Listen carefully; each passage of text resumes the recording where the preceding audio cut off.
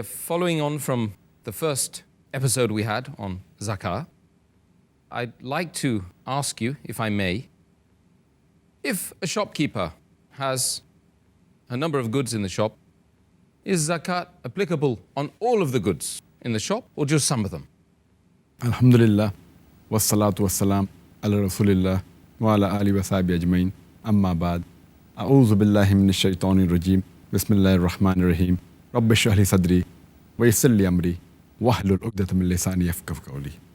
As far as zakat on goods in the shop, all the merchandise and goods for trade and commerce which are bought and sold, whether it be property, land, whether it be animals, foods, machinery, whether stationery, whether foodstuff, anything, all of them are liable for zakat.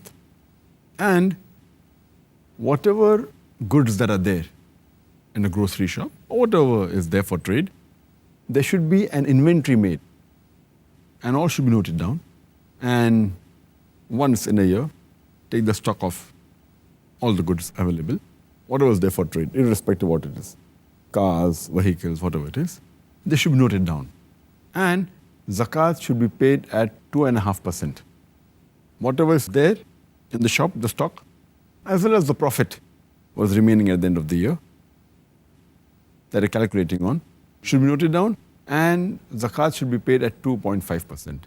Except the land of the shop and the furniture and the vehicle used for transport, these can be exempted from zakat. Otherwise, all the trading stock, everything should be calculated for zakat. Okay, thank you for the answer.